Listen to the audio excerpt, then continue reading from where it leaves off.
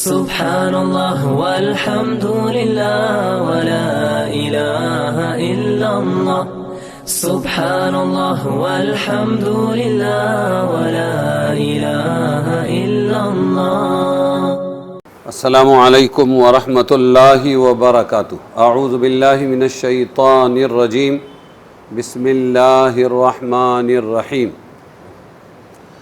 ان اللہ اشتری من المؤمنین انفسهم واموالهم بان لهم الجنہ یقاتلون فی سبیل اللہ فیقتلون ویقتلون وعدا علیہ حقا فی التوراة والانجیل والقرآن ومن اوفى بعهده من اللہ فاستبشروا ببیعکم الذی بایعتم به وذلک هو الفوز العظیم۔ التائبون العابدون الحامدون السائحون الراكعون الساجدون الآمرون بالمعروف والناهون عن المنكر والحافظون لحدود الله وبشر المؤمنین۔ یہ آیت سورہ توبہ کی 112 تک ہے، 111 اور 12۔ بے شک اللہ تعالیٰ نے خرید لی مسلمانوں سے ان کی جان اور ان کا مال اس قیمت پر کہ ان کے لیے جنت ہے، لڑتے ہیں اللہ کی راہ میں پھر مارتے ہیں اور مرتے ہیں، وعدہ ہو چکا اس کے ذمے پر سچا توریت، انجیل اور قرآن میں، اور کون ہے قول کا پورا اللہ سے زیادہ، تو خوشیاں کرو یعنی خوش ہو جاؤ اس معاملے پر جو تم نے کیا ہے اس سے، اور یہی ہے بڑی کامیابی۔ وہ توبہ کرنے والے ہیں، کون؟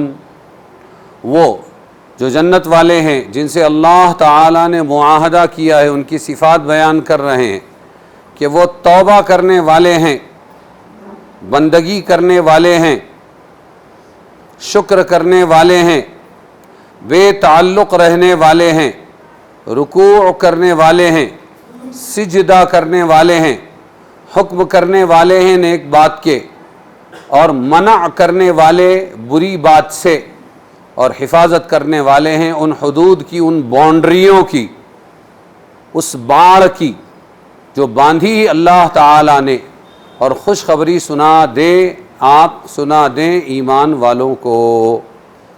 تو یہ ہیں سورہ توبہ کی آیتیں، تقریباً 4 ہفتوں میں ختم ہو جائے گی سورہ توبہ انشاءاللہ۔ بڑی لمبی سورت تھی۔ اس میں بتایا اللہ تبارک و تعالی نے کہ ایک سودا ہوا ہے اللہ کے اور بندوں کے درمیان میں، کہ اللہ تبارک و تعالی انہیں کیا دیں گے؟ جنت، اور ان سے کیا لیں گے؟ کہ لیں گے بھی نہیں، جان بھی تم ہی واپرو، استعمال کرو، اور مال بھی تم ہی واپرو، استعمال کرو، لیکن یہ رہے گا اللہ تعالیٰ کا اس احساس کے ساتھ کہ یہ جان بھی اللہ کی اور یہ مال بھی اللہ کا ہے جو ہمارے پاس ہے، ہمارا کچھ نہیں ہے۔ اس احساس کے ساتھ زندگی گزارو، استعمال کرتے رہو، جب اللہ کے دین کے لیے بلایا جائے تو اس وقت فوراً حاضر ہو جاؤ اللہ کے دین کو زندہ کرنے کے لیے، بس اتنا کافی ہے۔ تو جان بھی تم لے لو، مال بھی تم لے لو، اور جنت بھی لے لو اس کے بدلے میں۔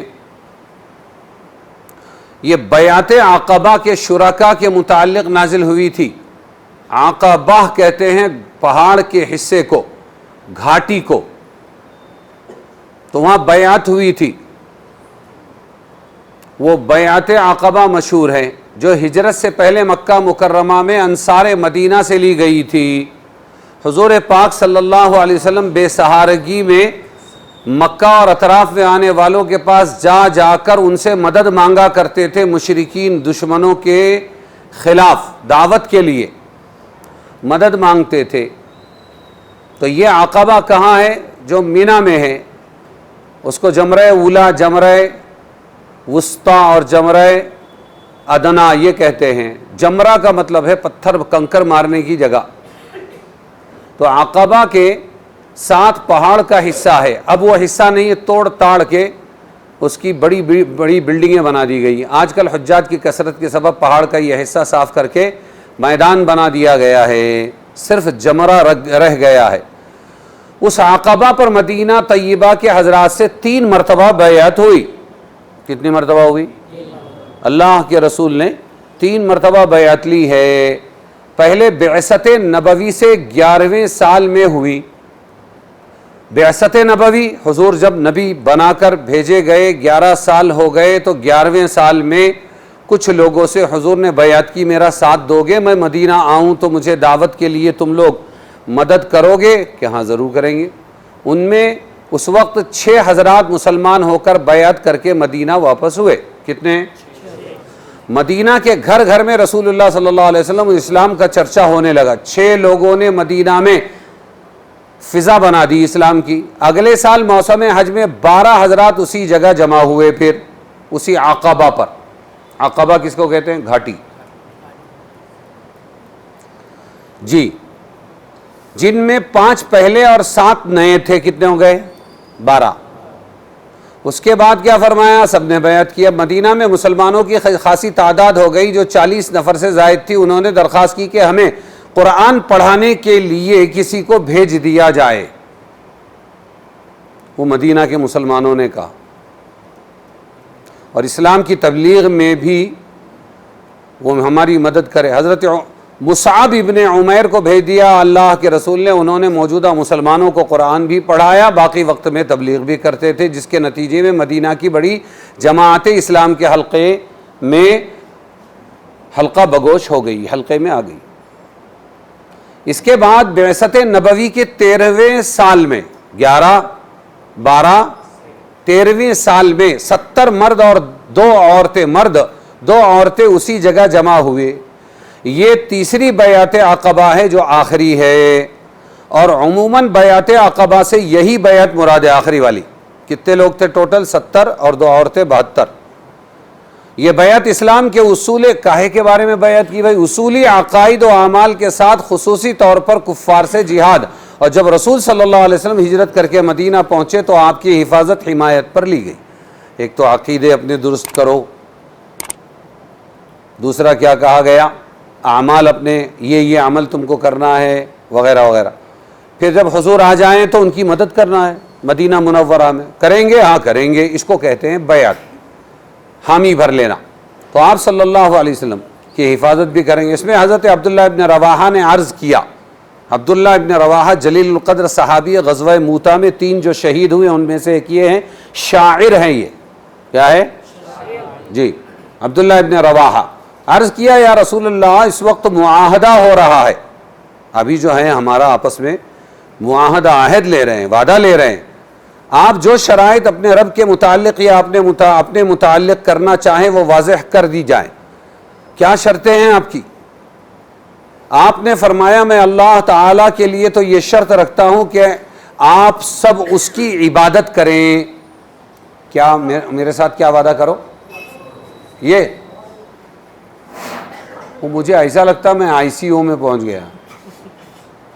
یہ سب دکھتا ہے, کان بن دکھتا ہے اس سے.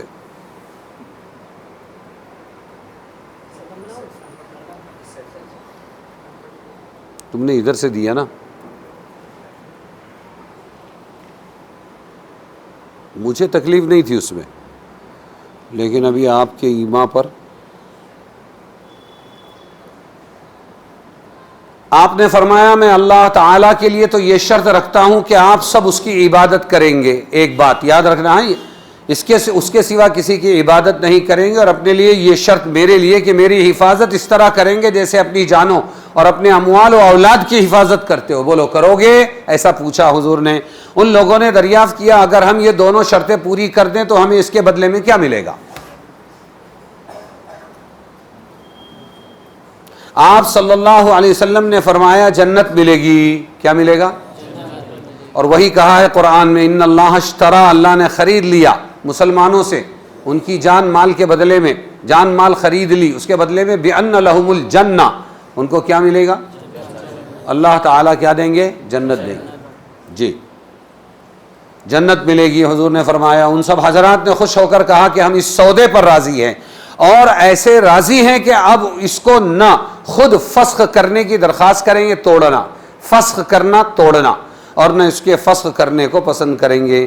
اس جگہ چونکہ اس بیعت میں ظاہراً صورت ایک لین دین کے معاملے کی بن گئی، جنت لو جان مال دو، جنت لو جان مال دو، تو اس پر یہ آیت لفظ بیع و شراء کے ساتھ نازل ہوئی۔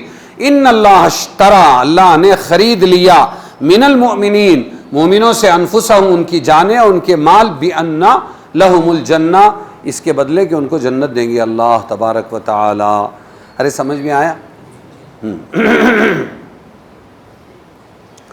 اور انہوں نے حضور کے ہاتھ پر ہاتھ رکھ کر یہ بیعت کر لی، ہم تیار ہیں، آپ کی حفاظت اپنی عورتوں بچوں کی طرح کریں گے، آپ کے مقابلے پر اگر دنیا کے کالے اور گورے سب جمع ہو جائیں تو ہم سب کا مقابلہ کریں گے۔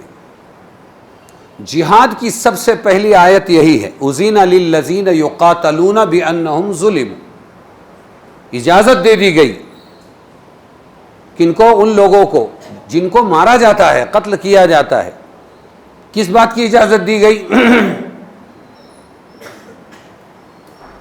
بِأَنَّهُمْ ظُلِمُوا، کیا کہ یقاتلون فی سبیل اللہ، وہ اللہ کے راستے میں جہاد کریں۔ معلوم ہوا یہ تورات میں بھی، انجیل میں بھی اور قرآن میں بھی، اس سے پتہ چلا کہ جہاد صرف اسلام میں نہیں ہے بلکہ جہاد پچھلی تمام امتوں کے اندر رہا ہے، تورات اور زبور میں بھی ہے۔ یہ ممکن ہے کہ بعد کے لوگوں نے، ابھی کوئی کہے کہ انجیل میں جہاد کا حکم نہیں ہے تو یہ بعد والوں کی مہربانی ہے، ہماری کتاب محفوظ ہے، انہوں نے اس میں خرد و برد کر دی۔ بات سمجھی؟ سمجھ میں آئی؟ فَاسْتَبْشِرُوا بِبَيْعِكُمُ الَّذِي، اس واقع بیعت عقبہ میں جو معاہدہ رسول اللہ صلی اللہ علیہ وسلم سے ہوا، اس کی ظاہری صورت بیع و شراء کی بن گئی، خرید و فروخت، اس لیے ان اللہ اشترا فرمایا۔ مال بھی اللہ کا ہے، جان بھی اللہ کی ہے۔ انسان تو اپنی پیدائش کے وقت خالی ہاتھ آیا تھا، اسی نے، اللہ نے سب سامان اور مال و دولت کا اس کو مالک بنایا، اپنے ہی عطیے کو آخرت کی نعمتوں اور جنت کا معاوضہ بنا کر اللہ نے جنت دے دی۔ اسی لیے حضرت فاروق اعظم حضرت عمر ابن خطاب رضی اللہ عنہ نے فرمایا، یہ عجیب بیع ہے، عجیب خرید و فروخت ہے کہ مال اور قیمت دونوں تمہیں ہی دے دیے کہ تمہارے ہی پاس رکھو۔ مال بھی ہم واپر رہے ہیں اور جان بھی ہم، اور بدلے میں کیا مل رہا ہے؟ بس اتنا ہے، احساس یہ ہو یہ ہمارا نہیں اللہ کا ہے، جب مانگے گا دے دیں گے۔ اور اس کو سچ کر دکھایا تھا صحابہ نے۔ یا خیل اللہ ارکبی، ایک گھنٹے کا بیان نہیں ہوتا تھا، بس یہ ایک جملہ بولتے ہوئے گھڑ سوار گھوڑے پر سواری کرتے ہوئے پورے مدینہ میں اعلان کرتا تھا، اور یہ بولتا تھا یا خیل اللہ ارکبی، اے اللہ کے لشکر سوار ہو جا۔ تو ایسے تیار تھے وہ کہ فوراً اللہ کے راستے میں نکل جاتے تھے جس حال میں ہو، حتیٰ کہ حنظلہ رضی اللہ عنہ ایک رات کی دلہن لائے تھے دلہن، ایک رات گزاری، صبح غسل کے لیے بیٹھے اور آواز کان میں پڑی تو غسل کی تاخیر بھی برداشت نہیں کی، یہاں حور طین ہے وہاں حور عین ہے، شہید ہوئے کہ سیدھا جنت، اور چلے گئے اللہ کے راستے میں اور شہید ہو گئے۔ تو ساتھیوں نے چاہا جا کے نہلائیں، تو پہلے سے پانی ٹپک رہا تھا، نہلائے جا چکے تھے۔ حضور صلی اللہ علیہ وسلم سے عرض کیا کہ ایسا ہوا، فرمایا پیچھے ہٹ جاؤ، نہلانے کی ضرورت نہیں، چونکہ غسل کی قربانی دے کر یہ آئے تھے، اس لیے اللہ کو پیار آیا اور اللہ نے فرشتوں سے نہلایا۔ یہ غسیل ملائکہ کہلائے، غسیل بمعنی مغسول ملائکہ کہلائے۔ کیا کہلائے؟ ہاں، ان کو غسل فرشتوں نے دیا تھا۔ تو وہ تھے ویسے، اور ہم تو بس سنی ہو گئے، سن کے سندھ ہو گئے، عمل کے موقع پر ہم پیچھے ہو جاتے ہیں۔ تو فرمایا حضرت فاروق اعظم نے، یہ عجیب بیع ہے، خرید و فروخت ہے کہ مال اور قیمت دونوں، مال بھی تم کو دے دیا، جان بھی تم کو دے دی، اور قیمت بِأَنَّ لَهُمُ الْجَنَّةِ، کہ جنت بھی تم کو۔ حضرت حسن بصری رحمۃ اللہ علیہ فرمایا کرتے تھے، یہ کیسی نفع کی تجارت ہے جو اللہ نے ہر مومن کے لیے کھول دی ہے، اور فرمایا کہ اللہ تعالیٰ نے تمہیں مال بخشا ہے، تم اس میں تھوڑا سا خرچ کر کے جنت خرید لو. مال بخشا ہے، اللہ نے تم کو دیا ہے، تو تھوڑا سا خرچ کر کے کیا کر لو؟ جنت خرید لو. یہ مال سڑانے گوانے کے لیے نہیں، نالائق وارثوں کے لیے چھوڑ جانے کے لیے نہیں ہے.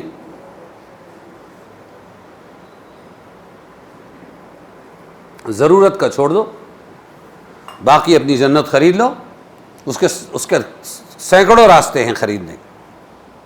اب آگے اللہ تعالیٰ فرماتے ہیں یہ کون لوگ ہوں گے جن کو اللہ جنت دے گا، جن کی مال کو اور جان کو خرید لیا اللہ نے؟ التائبون العابدون الحامدون السائحون الراکعون الساجدون.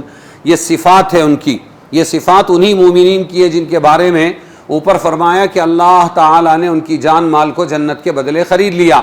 نزول اس کا ایک خاص جماعت شرکاء بیعت عقبہ کے لیے ہوا.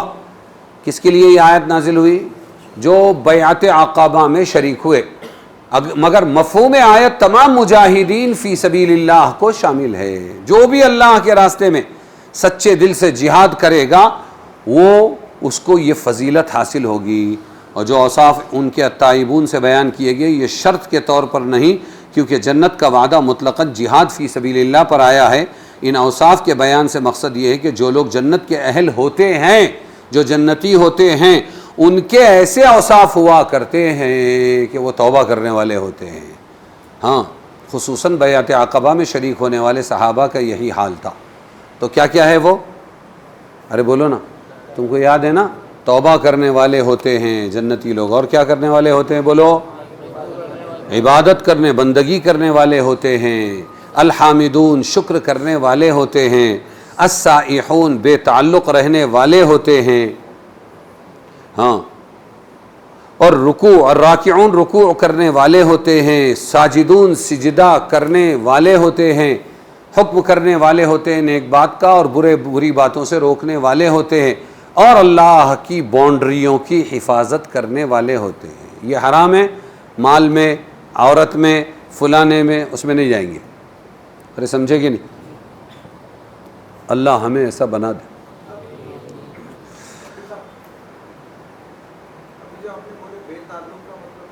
بیٹھیے نا، آ رہا ہے جی. السائحون کا ترجمہ بے تعلق رہنے والے ہوتے ہیں. ٹھیک ہے نا جی؟ تو وہاں ترجمے میں آیا بے تعلق. اب اس کے معنی جمہور مفسرین کے نزدیک صائمون یعنی روزہ دار ہوتے ہیں. کیا ہوتا ہے؟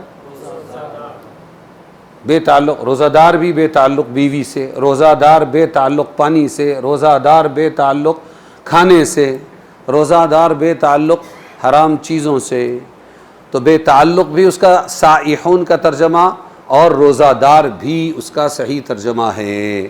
اصل میں یہ لفظ سیاحت سے ماخوذ ہے، ٹورزم. سمجھ میں آیا؟ ہاں، پریٹک کیا بولتے ہیں مراٹھی میں؟ ہاں ہاں، تو سائح کہتے ہیں گھومنے والے، گھومڑ کو، سیر و تفریح کرنے والے کو.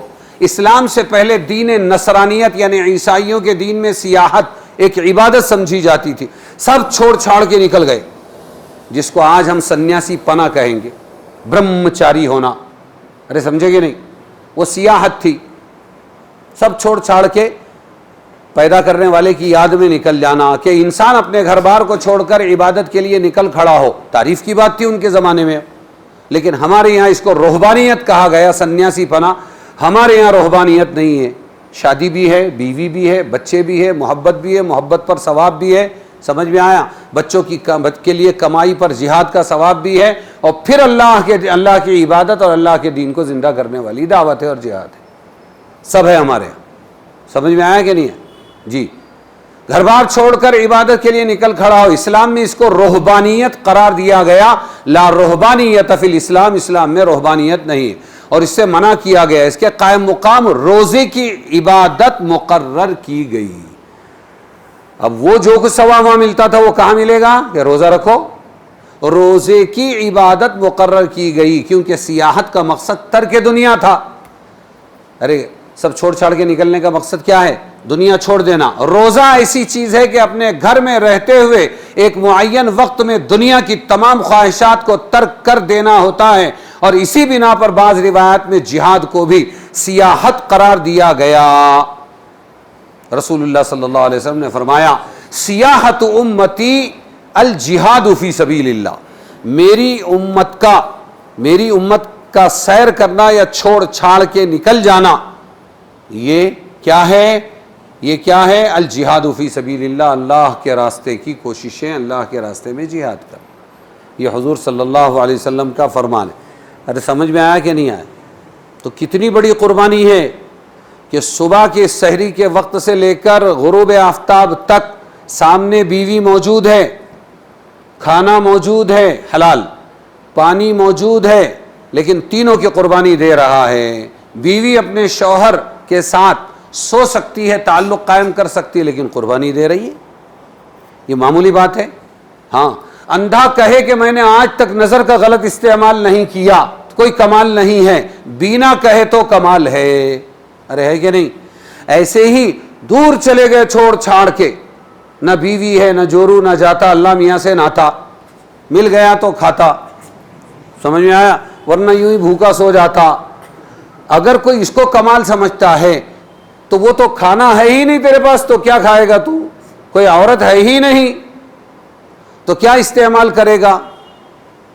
سب سے چھوڑ چھاڑ کے بھاگ کے چلا گیا ہے تو۔ کمال تو یہ ہے کہ سامنے موجود ہے، ایک عالم کے بھی اور ایک ان پڑھ کے بھی، ایک مضبوط کے بھی، ایک کمزور کے بھی، ایک مرد کے بھی اور ایک عورت کے بھی سامنے وہ حلال چیزیں موجود ہیں، پھر بھی یہ بتا رہے ہیں عمل سے، کتنے ہی گناہگار سہی، اے اللہ تیری محبت ان سب سے زیادہ ہے۔ یہ ہے کمال۔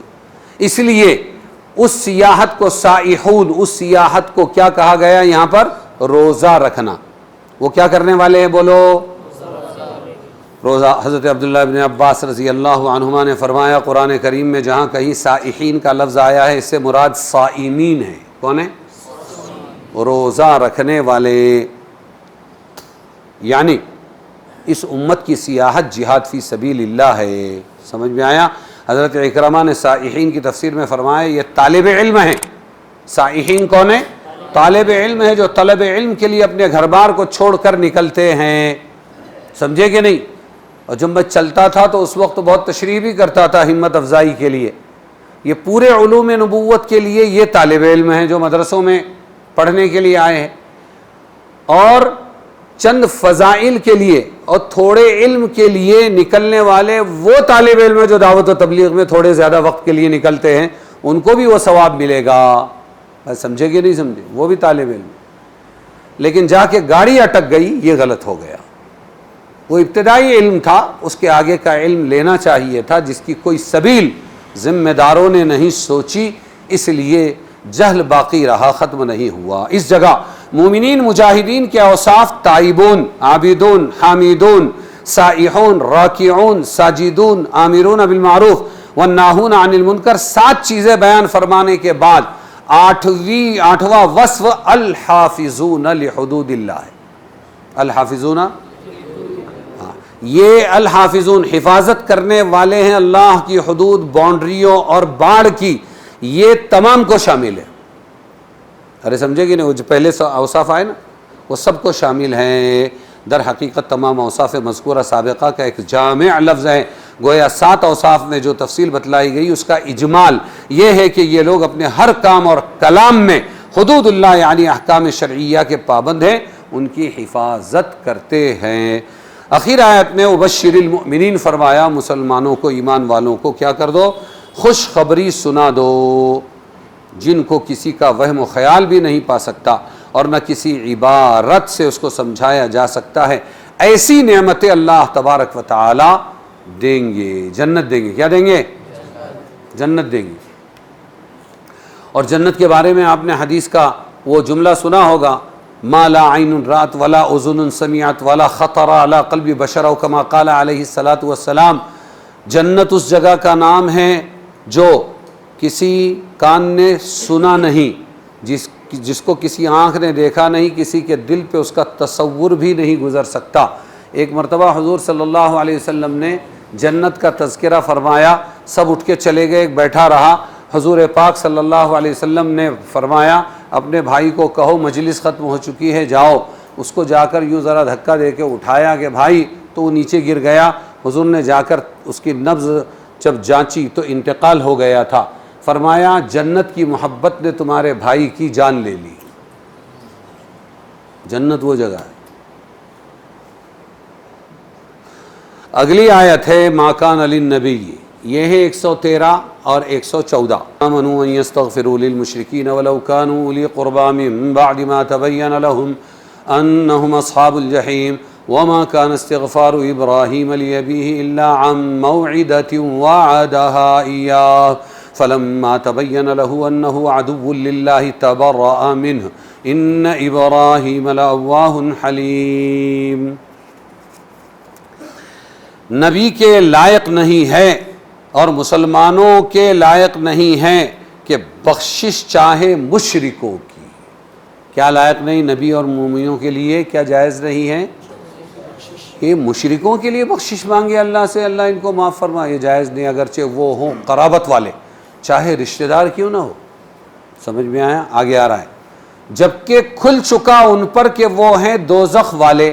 اب معلوم ہو گیا ان لوگوں کو، نبی کو بھی معلوم ہوا، مومنوں کو معلوم ہوا کہ مشرکین جہنم والے ہیں، تو ان کی بخشش نہ مانگے اللہ تعالیٰ سے. اور پھر وہ ابراہیم علیہ السلام نے مانگا تھا اپنے ابا کے لیے، اور بخشش مانگنا ابراہیم کا اپنے باپ کے واسطے وہ کیا تھا؟ کیوں مانگا نبی ہو کر؟ تو نہ تھا مگر وعدے کی وجہ سے کہ وہ وعدہ کر چکے تھے اپنے ابا سے کہ میں تمہارے لیے کیا کروں گا؟ بخشش مانگتا. سأستغفر لک ربی انی ذاہب الی ربی سیہدین، اور سأستغفر لک ربی، میں اپنے رب سے تمہارے لیے بخشش مانگتا رہوں گا. بیٹے نے باپ سے وعدہ کر لیا تھا، وہ وعدے کی وجہ سے وہ ایسا کر رہے تھے. پھر جب کھل گیا ابراہیم پر، اور جب اللہ نے بتا دیا تبین لہ انہ عدو للہ کہ ارے یہ باپ تو اللہ کا دشمن ہے. باپ کیا ہے؟ تبرأ منہ، تو اس سے بیزار ہو گئے. ابراہیم کیا ہو گئے؟ اس سے، باپ سے بیزار ہو گئے، اللہ کو پکڑ لیا. پھر اس کے بعد استغفار نہیں کیا. ان ابراہیم، بے شک ابراہیم بڑے نرم دل تھے اور برداشت کرنے والے تھے. نرم دل تھے اور سورہ توبہ پوری کفار و مشرکین سے تبرع اور علیحدگی کے احکام پر مشتمل ہے. سورہ کا نام ہی براءۃ من اللہ ہے. شروع ہی میں کیا فرمایا؟ براءۃ من اللہ سے شروع ہوئی ہے. یہ اللہ کی طرف سے براءت ہے، اسی لیے سورہ کا ایک نام سورہ براءت بھی ہے. کیا ہے بولو؟ اور جس قدر احکام آئے وہ دنیاوی زندگی میں کفار و مشرکین سے برات اور قطع تعلق کے متعلق ہے. مشرکوں سے تعلق نہیں ہے ایمان والوں کا اور اللہ کا، اس لیے اس کو سورہ براءت کہتے ہیں. جی، مرنے کے بعد کافر مشرک کے لیے دعائیں مغفرت کرنا بھی جائز نہیں. اتنی برات ہے، اتنی لا تعلقی، جیسا کہ اس سے پہلے ایک آیت میں منافقین کی نماز جنازہ پڑھنے سے رسول اللہ صلی اللہ علیہ وسلم کو منع کیا گیا. واقعہ نزول اس آیت کا صحیح بخاری و مسلم کی روایت کے مطابق یہ ہے کہ حضور صلی اللہ علیہ وسلم کے چچا ابو طالب اگرچہ مسلمان نہ ہوئے تھے. کون؟ حضور کے چچا ابو طالب اگرچہ مسلمان نہ ہوئے تھے مگر عمر بھر رسول اللہ صلی اللہ علیہ وسلم کی حمایت حفاظت کرتے رہے، اور اس معاملے میں برادری کی کسی فرد کا کہنا نہیں مانا. ڈھال تھے حضور کے لیے، وہ دین کی دعوت دیتے تھے اور یہ ڈھال تھے. سب لوگ حضور کو تکلیف پہنچانا چاہتے تھے لیکن ابو طالب چچا کی وجہ سے رک جاتے تھے، سردار تھے وہ. رسول اللہ صلی اللہ علیہ وسلم کو بھی اس کا بڑا اہتمام تھا کہ کسی طرح میرے چچا کلمہ پڑھ لے، لیکن انہوں نے نہیں پڑھا. جب پڑھنے کے لیے حضور نے فرمایا کان میں پڑھ دو میرے، میں گواہی دوں گا وہاں پر کہ میرے چچا نے کلمہ پڑھا تھا، تو اس وقت فوراً یہ دشمن لوگ آ گئے. ابو جہل، عبداللہ ابن امیہ، یہ سامنے کھڑے ہوئے تھے، وہاں موجود تھے. آپ نے فرمایا میرے چچا کلمہ پڑھ لیجئے، میں آپ کی بخشش کے لیے کوشش کروں گا. ابو جہل بول اٹھا، کیا آپ عبد المطلب کے دین کو، مطلب نہیں آئے، مطلب دادا کس کے؟ حضور کے. اور یہ کون؟ ابو طالب کون؟ چچا. کیا آپ عبد المطلب کے دین کو چھوڑ دیں گے؟ اس نے عار دلائی. کس نے؟ ابو جہل نے. رسول اللہ صلی اللہ علیہ وسلم نے کئی مرتبہ پھر اپنا کلام دہرایا، مگر ہر مرتبہ ابو جہل یہی بات کہہ دیتا، یہاں تک کہ آخری کلام میں ابو طالب نے یہی کہا، میں عبد المطلب کے دین پر ہوں. کس کے دین پر ہوں؟ اور جان نکل گئی. اور جان اسی حالت میں وفات ہو گئی. رسول اللہ صلی اللہ علیہ وسلم نے قسم کھائی میں آپ کے لیے برابر استغفار کرتا رہوں گا. ڈھالتے ہو، زندگی بھر ساتھ دیا، جب تک مجھے اس سے منع نہ کر دیا جائے. یہ اس پر یہ آیت ممانعت کی نازل ہوئی جس میں رسول اللہ صلی اللہ علیہ وسلم اور سب مسلمانوں کو کفار و مشرکین کے لیے دعائیں مغفرت کرنے سے منع فرمایا گیا. نبی اور مومن لوگ مشرکوں کے لیے بخشش نہ کرے، ان کے لیے مناسب نہیں، بخشش کی دعا نہ کرے. اس پر بعض مسلمانوں کا یہ شبہ ہوا کہ یہ ہمارے نبی کو تو منع کیا گیا، وہ ابراہیم، انہوں نے پھر اپنے ابا کے لیے کیوں مغفرت کی دعا کی تھی؟ سمجھ میں آیا؟ تو اس اشکال کو دور کرنے کے لیے کہا وما کان استغفار ابراہیم لابیہ، کہ ابراہیم کا اپنے ابا کے لیے جو استغفار تھا وہ کیوں تھا؟ الا عن موعدۃ وعدہا ایاہ، کہ انہوں نے وہ اپنے گاؤں سے نکلتے ٹائم پہ جب بہت ستایا لوگوں نے تو جاتے جاتے یوں کہا انی ذاہب الی ربی سیہدین، میں جا رہا ہوں اپنے رب کے پاس، وان قریب مجھے ہدایت دے گا. وَسَأَسْتَغْفِرُ لَكَ رَبِّي إِنَّهُ كَانَ غَفَّارًا، میں اپنے رب سے اے ابا تمہارے لیے کیا کروں گا؟ استغفار، بخشش کی دعا مانگتے رہوں گا، جس کا حاصل یہ ابراہیم نے اپنے والد کے لیے دعا کی تھی. اس کا معاملہ یہ ہے کہ شروع میں جب تک ابراہیم کو یہ معلوم نہ تھا کہ آخر تک کفر ہی پر یہ قائم رہیں گے میرے ابا اور اسی پر مریں گے، اور ان کا دوزخی ہونا یقینی نہیں تھا، اس وقت تک انہوں نے وعدہ کر لیا تھا میں آپ کے لیے دعائے مغفرت کروں گا، سأستغفر لک ربی. پھر جب ابراہیم علیہ السلام پر یہ بات واضح ہو گئی کہ وہ اللہ کے دشمن ہے، کفر ہی پر خاتمہ ہوگا، تو اس سے بے تعلقی کر لی اور استغفار کرنا بولو چھوڑ دیا. قرآن مجید کے مختلف مواقع میں ابراہیم کا اپنے والد کے لیے مغفرت کی دعا کرنا منقول ہے. اس کا مطلب یہ ہوگا کہ ان کو ایمان و اسلام کی توفیق دے. وہ جب بھی دعا کر رہے ہیں تو کیا سمجھا جائے گا؟ اے اللہ میرے باپ کو ایمان و اسلام کی توفیق دے تاکہ ان کی مغفرت ہو سکے. غزوہ احد میں رسول اللہ صلی اللہ علیہ وسلم کے چہرے مبارک کو کفار نے زخمی کر دیا تو آپ کے چہرے سے خون صاف کرتے ہوئے یہ دعا فرما رہے تھے، آپ چہرے سے اپنے خون صاف کرتے ہوئے دعا فرما رہے تھے، اللہم اغفر لی قومی انہم لا یعلمون، اے میرے رب میری قوم کو معاف کر دے، یہ نہیں جانتے نبی کا مرتبہ کیا ہے، اس لیے زخمی کر رہے ہیں. سمجھ میں آیا کہ نہیں؟ کفار کے لیے اس دعائے مغفرت کا حاصل بھی یہی ہے کہ ان کو ایمان و اسلام کی توفیق عطا فرما کے یہ مغفرت کے قابل ہو جائے. اس سے ایک بات ثابت ہوئی، زندہ کافر کے لیے اس نیت سے دعائیں مغفرت کرنا جائز ہے کہ اس کو ایمان کی توفیق ہو اور یہ مستحق مغفرت بن جائے. زندہ کافر مشرک کے لیے دعا کر سکتے ہیں ہدایت کی. ان ابراہیم لأواہ حلیم، اواہ بہت سے معانی کے لیے استعمال ہوا ہے، 15 اقوال ہے اس بارے میں، اس کے معنی کے بارے میں کوئی اختلاف حقیقی نہیں. ان میں سے چند معانی یہ ہے، بکثرت آہ کرنے والا، اواہ اس کو بولیں گے، یا بکثرت دعا کرنے والا، یا اللہ کے بندوں پر رحم کرنے والا. حضرت عبداللہ ابن مسعود سے یہی منقول ہے. ایک آخری آیت ہے 115 اور 116 صرف ترجمہ ہے، وَمَا كَانَ اللَّهُ لِيُضِلَّ قَوْمًا بَعْدَ إِذْ هَدَاهُمْ حَتَّى يُبَيِّنَ لَهُم مَّا يَتَّقُونَ إِنَّ اللَّهَ بِكُلِّ شَيْءٍ عَلِيمٌ إِنَّ اللَّهَ لَهُ مُلْكُ السَّمَاوَاتِ وَالْأَرْضِ يُحْيِي وَيُمِيتُ وَمَا لَكُم مِّن دُونِ اللَّهِ مِن وَلِيٍّ وَلَا نَصِيرٍ. اور اللہ ایسا نہیں کہ گمراہ کرے کسی قوم کو جبکہ اس کو راہ پر لا چکا. اللہ ہدایت پر لانے کے بعد پھر گمراہ نہیں کرتا جب تک کہ کھول نہ دے ان پر جس سے ان کو بچنا چاہیے، حتیٰ یبین لہم ما یتقون، یہاں تک کہ ان کو بتا دے کہ دیکھو اس سے تم بچو گے، یہ تمہارے لیے ہدایت کا راستہ. ان اللہ بکل شیء علیم، بے شک اللہ ہر چیز سے واقف ہے. ان اللہ لہ ملک السماوات، اللہ ہی کی سلطنت ہے آسمانوں اور زمین میں، جلاتا ہے اور مارتا ہے. جلاتا ہے یعنی زندہ کرتا ہے اور مارتا ہے، اور تمہارا کوئی نہیں اللہ کے سوا حمایتی اور مددگار.